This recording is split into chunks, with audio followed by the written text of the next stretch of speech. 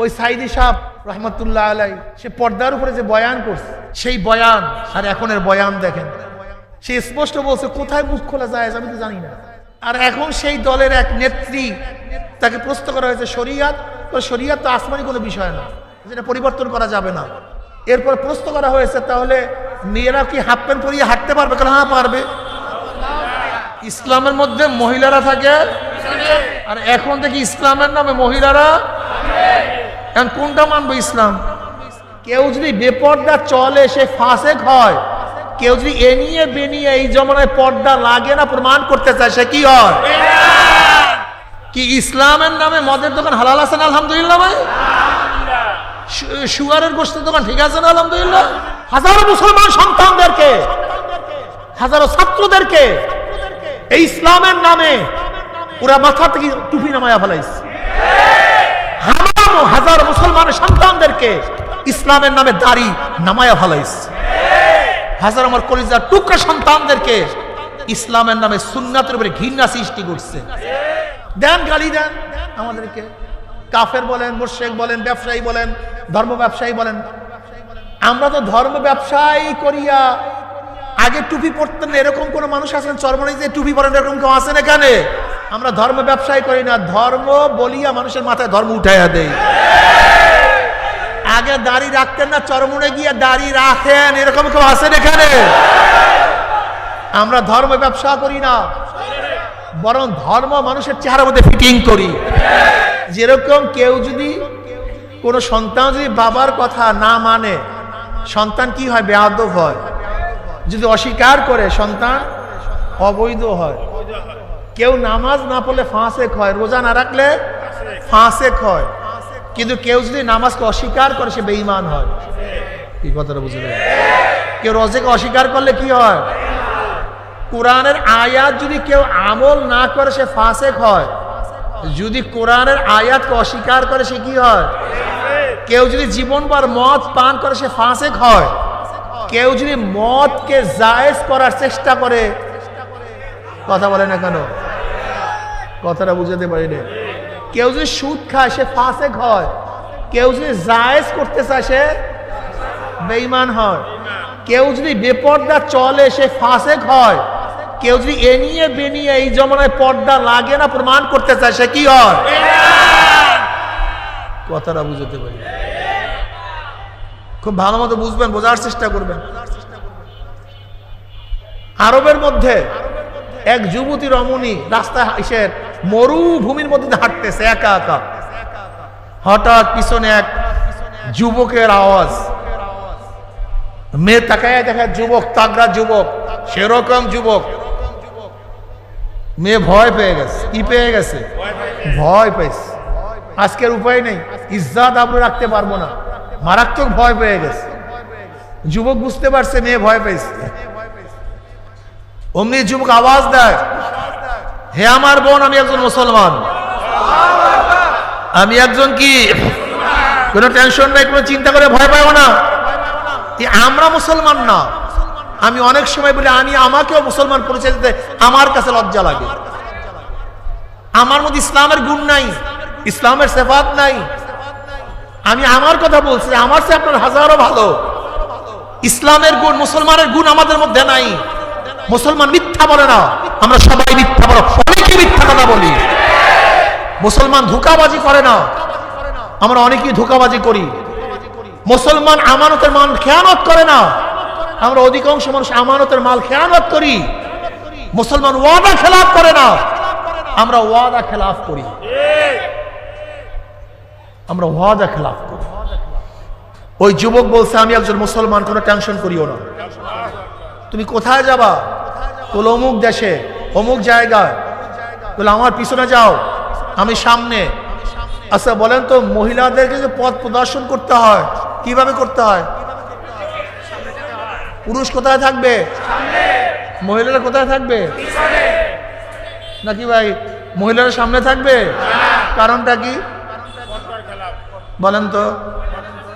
আল্লাহ পাক গোটা মেয়েদের সব শরীর কি আকর্ষণীয় বানিয়েছেন। এর জন্য কোনো ব্যক্তি যদি মহিলাদেরকে পথ প্রদর্শন করতে হয়, পুরুষ মহিলা যেন পিছন থেকে তার উপর আকৃষ্ট না হয়। এটা শরীয়ত ভাই, জানি না আপনারা কি মানেন না মানেন। আমি আগেই বলছি সবাই মানবেন, এর জরুরি না। আচ্ছা বলেন তো, নবী আলাইহিস সালাতু ওয়াস সালামের জামানায় মহিলারা মসজিদে যাইতেন না তা না, কিন্তু ওমর ইবনে খাত্তাব রাদিয়াল্লাহু জামানায় ইজমা উম্মত, সমস্ত উম্মতরা এক হয়ে গেছে, মহিলাদেরকে মসজিদে যাইতে নিষেধ করছে, যে মহিলাদের ঘরে বসিয়া নামাজ পড়া সবচেয়ে উত্তম মসজিদের চেয়েও। আচ্ছা বলেন তো, মসজিদে যাওয়া নিষেধ করার কারণটা কি ছিল? কথা বলেন না কেন? জোরে বলেন। ফিতনা। জোরে বলেন কি ভাই? অন্য কোনো কারণ আছে নাকি? আবার মহিলারা যখন মসজিদে যাইতেন, তারা কোন কাতারে দাঁড়াইতেন ভাই? কি মাসালা জানেন না আপনারা? পথ প্রদর্শন করলো পুরুষ থাকবে, মহিলারা নামাজের কাতারও মহিলারা, পুরুষরা। আর এখন আমরা যারা ইসলামের নামে মহিলাদেরকে সামনে রাখিয়া পুরুষরা পিছনে থাকে, এই ইসলাম ঠিক আছে? আলহামদুলিল্লাহ।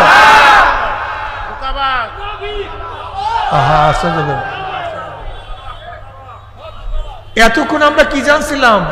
ইসলামের মধ্যে মহিলারা থাকে, আর এখন দেখি ইসলামের নামে মহিলারা। এখন কোনটা মানবো? ইসলাম। রাগটাগ করছেন নাকি ভাই? করেন, রাগ করিয়েন না, রাগ করিয়েন না। আল্লাহর কাছে অনুরোধ করছে, রাগ করিয়েন না। আমাদের গালি দিতে পারেন, মারতে পারেন, কিন্তু এই মাত্র আপনাকে যে মাসালাটা বলছি, এই মাসালাটা ভালো মতো বুঝেন। যদি মহিলাদেরকে সামনে নিয়ে বেপরদা অবস্থায় মিছিল করেন, সেটা ইসলামী মিছিল হতে পারে না, ইসলামের নামে ধোঁকাবাজি মিছিল হতে পারে। এই ব্যাপারে একমত না দ্বিমত আপনার ভাই? এরপর তো বেপরদা ইসলামের নামে, ইসলামী মদের দোকান, ইসলামী সুগারের গোস্তের দোকান, ইসলামী সুদের কারবার। কি ঠিক আছে? ইসলাম লাগাইছি তো, সমস্যা কি? ইসলাম তো লাগাই দিচ্ছি, সমস্যা কি ভাই? কি ইসলামের নামে মদের দোকান হালাল আছে না? আলহামদুলিল্লাহ ভাই। সুগারের গোস্তের দোকান ঠিক আছে না? আলহামদুলিল্লাহ। তো ইসলামের নামে এটা কি? এটা কি করলেন? একটু বুঝায় দেন তো। রাগ টাগ করবেন না। আল্লাহ কিয়ামতের ময়দানে কাউকে জিজ্ঞাসা করবে কিনা আমার জানা নাই। দেখি আপনাদের কাছে প্রশ্ন করি, আল্লাহ কিয়ামতের ময়দানে এই জিজ্ঞাসা করবেন, ইসলাম হুকুমত কায়েম করলি না কেন? এই প্রশ্ন করবেন? বরং কি বলবেন? আচ্ছা, আমি সহজ উদাহরণ দিলে বুঝতে পারবেন। আজকে এশারের নামাজ পড়ছি না? আলহামদুলিল্লাহ। আচ্ছা, এশারের নামাজ কবুল হয়েছে কি কি বলতে পারেন? কবুল হয়েছে একজনও বলতে পারেন না? তাই নামাজ পড়লেন কেন? অনিশ্চিত একটা জিনিস, অনিশ্চিত একটা জিনিস, অথচ নামাজ পড়লাম, জানি না কবুল হয়েছে কি হয় নাই। এত টাকা পয়সা খরচ করে হজ করছেন, আচ্ছা কে বলতে পারেন হজ কবুল হয়েছে? করলেন কেন? কে বলতে পারেন আপনার রোজা কবুল হয়েছে? রোজা রাখলেন কেন? সবাই বলবেন কবুল হয়েছে কি হয় না এটা আমার দায়িত্ব না। আমার দায়িত্ব আল্লাহ পাক যেইভাবে নির্দেশ করছেন সেইভাবে কাজটাকে আঞ্জাম দেয়া। কবুলিয়াতের মালিক কে? একমত না দ্বিমত?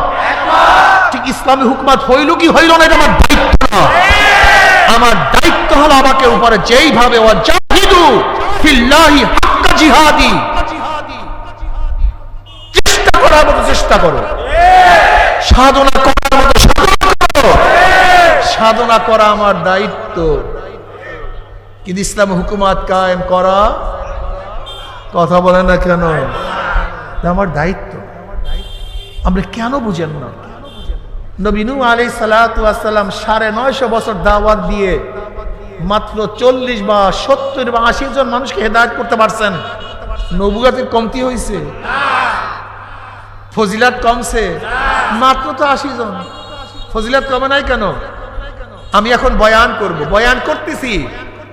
কে নামাজ পড়বেন কে নামাজ পড়বেন এটা আমার দায়িত্বই না। কে রোজা রাখবেন কে রাখবেন আমার দায়িত্বই না।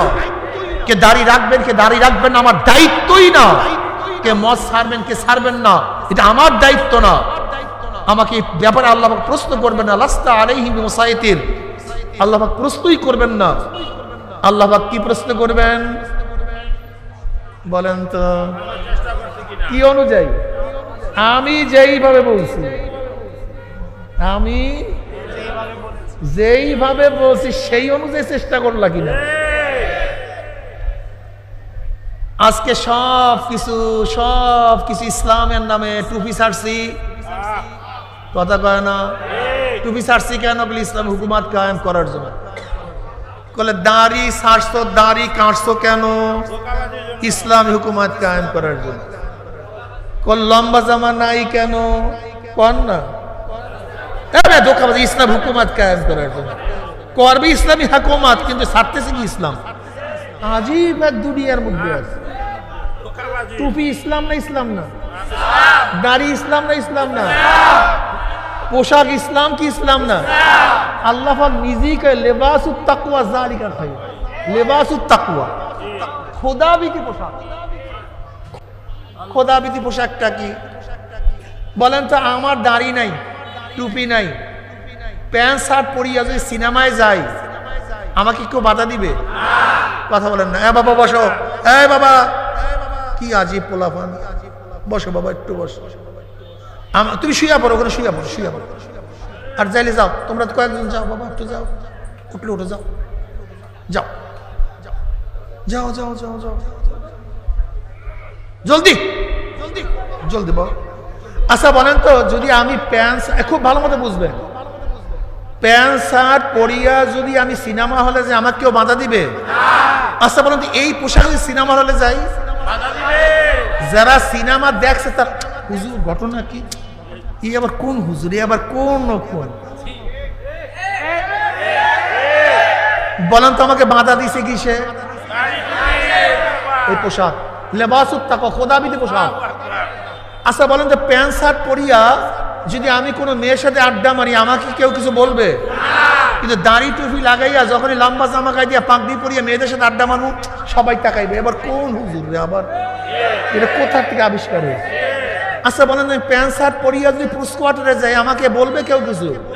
কিন্তু যখন দাড়ি টুপি লাগাইয়া লম্বা জামা গায়ে দিয়া পাগড়ি পরিয়া পুরুষ কোয়ার্টারের সামনে ঘুরবো, তখন যে পুরুষ কোয়ার্টারে যাবে সেই বলবে কি, হুজুর আপনি কোথায় আসছেন, ভুল করছেন, কিন্তু আপনি কাকে খুঁজতে আসছেন? আমাকে বাধা দিল কে? খোদাবিধি পোশাক বোঝেন? যেই পোশাকে গুনার থেকে ফিরাইয়া দেয়। যেমন আজান হয়ে গেছে, আজান হয়ে গেছে, প্যান্ট শার্ট পরা ব্যক্তিকে কেউ বলবে না নামাজে যাও, কিন্তু যখনই আপনি এই লম্বা জামা টুপিওয়ালা থাকবেন তখন প্যান্ট শার্ট পরা ব্যক্তি বলবে হুজুর আপনার আজান হয়ে গেছে, হুজুর আপনি শোনেন না? শোনেন না আপনি? কিসে কথা বলা কেন? যদি আমি প্যান্ট শার্ট পরিয়ে হাঁটি আমাকে কেউ গুনার কাছে বাধা দিবে না, কিন্তু এই লম্বা জামায় টুপিটা আমি পরলি হুজুর আপনি এটা করেন, এটা তো আপনার উচিত না হুজুর। কিসে ফিরাইছে আমাকে? লিবাসুত তাকওয়া যালিকা খায়র। আল্লাহ কয় যে খোদাবিধি পোশাক এর উত্তম। সেদিকে মারামারি হয়েছে দেখলাম ইউনিভার্সিটিতে, ওখানে সামনে মারামারি দুই দলে, আপনারা দেখছেন কিনা আমি জানি না, দুই দলে মারামারি হয়েছে না? কিন্তু এই দুই দলের মধ্যে কেউ কি পার্থক্য করতে পারছেন এটা কোন কোন দল? বাহ্যিক মাথা সমান, চেহারা, পোশাক, কাজকর্ম, কিন্তু এক দলের পিছনে ইসলাম ছিল আর এক দলের পিছনে ইসলাম ছিল না, কিন্তু বাহ্যিক তো সবাই সমান। ইসলামটা গেল কোথায়?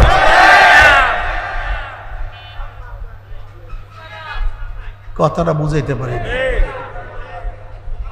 বাহ্যিক তো সবই সমান, ইসলামটা তখন গেল কোথায়? তাহলে হুজুর ওটা লুকাইয়া রাখছিলাম ইসলাম।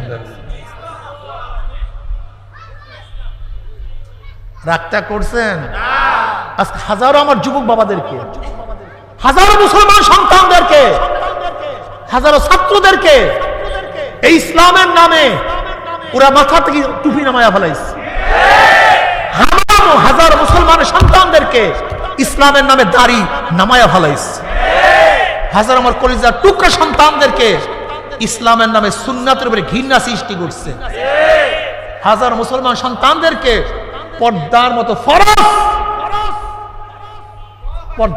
ফরজকে ইসলামের নামে আজকে অবজ্ঞা করে বৃদ্ধাঙ্গুলি দেওয়ার সাহস পেয়েছে ইসলামের নাম। খালি গালি দাও কেন? একদিনে চিন্তা করছো আমি কি করতেছি? আমি গেলাম রিহাবে ফরিদপুর, ওই মাদক আসক্তির যেখানে চিকিৎসা হয়, ছোট ছোট বাচ্চা 16 বছর 15 বছর 17 18 বছর 21 বছরের বাচ্চারা সব নেশাগ্রস্ত। আমি প্রথম জিজ্ঞাসা করলাম, কিরে ভাই তুই নেশা ধরলি কেমন, কিভাবে? আমি অনেকে ইন্টারভিউ নিচ্ছি, নেশা ধরলি কবে? বন্ধুর সাথে গেছি, বন্ধু বসে একটা টান দাও। এই সূচনা আমার, এই সূচনা, একটা টান দাও, একটা টান দাও, একটা টান দাও। আজকে এই অবস্থায় পড়ছে হুজুর। দোয়া করেন আল্লাহ যেন হেদায়েত দেয়, আমি ছাড়তে পারি। একদিনে ধ্বংস হয় না। ওই দলের প্রথম অবস্থায় দেখেন সেই বয়ান আর এখনের বয়ান দেখেন। ওই সাইদি সাহেব রহমতুল্লাহ আলাই, সে পর্দার উপরে যে বয়ান করছে আর এখন বয়ান শোনেন, সে স্পষ্ট বলছে কোথায় মুখ খোলা যায় আমি তো জানি না। আর এখন সেই দলের এক নেত্রী, তাকে প্রশ্ন করা হয়েছে শরিয়াত, শরিয়াত তো আসমানি কোনো বিষয় না, যেটা পরিবর্তন করা যাবে না। অথচ আল্লাহ পাক কালামে পাকের মধ্যে কি বলেন? সুম্মা জাআলনাকা আলা শারিয়াতিন মিনাল আমর ফাত্তাবি'হা ওয়ালা তাত্তাবি'হা আল্লাযিনা লা ইয়ালামুন। হে নবী, আপনাকে আমি যে শরিয়াতে প্রতিষ্ঠা করেছি, ফাত্তাবি'হা, আপনি সেই শরিয়াতের অনুসরণ করুন, অনুকরণ করুন। ওয়ালা তাত্তাবি'হা আল্লাযিনা লা ইয়ালামুন। মূর্খ, জাহেল, গণ্ড মূর্খ, যারা নিজেদের নফস এবং খাওয়ায়েশের মাধ্যমে কথা বলে, তাদের ইত্তেবা অনুসরণ করিয়েন না। আর একবার শরীয়ত তো আল্লাহ প্রদত্ত না। এরপর প্রশ্ন করা হয়েছে, তাহলে মেয়েরা কি হাফ প্যান্ট পরিয়ে হাঁটতে পারবে? হ্যাঁ পারবে। পাইছেন ইসলাম? পাইছেন ইসলাম? দেন, গালি দেন আমাদেরকে, কাফের বলেন, মুশরিক বলেন, ব্যবসায়ী বলেন, ধর্ম ব্যবসায়ী বলেন। আমরা তো ধর্ম ব্যবসায়ী করিয়া আগে টুপি পরতেন, এরকম কোন মানুষ আছেন চরমনে যে টুপি পরেন, এরকম কেউ আছেন এখানে? নাই কেউ? আগে টুপি পরতেন না, চরমনে গিয়ে টুপি পরতেন, এরকম পরছেন, এরকম কেউ নাই এখানে? আমরা হাত তোলেন না কেন? আমরা ধর্ম ব্যবসায়ী করি না, ধর্ম বলিয়া মানুষের মাথায় ধর্ম উঠাইয়া দেয়। আগে দাড়ি রাখতেন না, চরমনে গিয়ে দাড়ি রাখেন, এরকম কেউ আছেন এখানে? আমরা ধর্ম ব্যবসা করি না, বরং ধর্ম মানুষের চেহারার মধ্যে ফিটিং করি। ব্যবসায়ী কাকে বলা হয়? অর্থাৎ ধর্ম বেচিয়া সেই নিজে ধর্ম পালন করে না, ধর্ম ব্যবসা করিয়া খায়, নিজের ক্ষমতায় যায়। আগে নামাজ পড়তেন না, চরমনে গিয়ে এখন নামাজ পড়েন, এরকম কেউ আছেন এখানে? আমরা ধর্ম ব্যবসায়ী করি না, বরং ধর্ম মানুষের মধ্যে ফিটিং করি। আমরা ব্যবসায়ী না। আর তোমরা কি করো? ধর্ম প্রতিষ্ঠা করবা বলিয়া সমস্ত মানুষকে ধর্মহীন করতে আস। আমার যুবতী মেয়েদেরকে ধ্বংস করিয়া ফেলাইতে আস। আমার হাজারো মেয়ে, আমরা হাজারো মেয়ে আজকে ওদের খপ্পরে পড়িয়া বেপর্দা হয়ে যাইতেছে। হাজারো যুবক ইসলাম থেকে দূরে চলিয়া যাইতেছে। চোখের মধ্যে পানি নাই, সুন্নাত নাই, আমল নাই। আমার হাজারো বাচ্চা। অথচ আল্লাহ পাক কালামে পাকের মধ্যে ফরমান, আল্লাযীনা ইম্মাক্কান্নাহুম ফিল আরদ আকামুস সালাওয়াতা ওয়াজ যাকাত ওয়া আমারু বিল মারুফ ওয়া নাহাউ আনিল মুনকার। যদি ওদেরকে আমি ক্ষমতা দিতাম, তাহলে ওরা কি করতো? নামাজ কায়েম করতো। ক্ষমতা পাইলে কি করবে?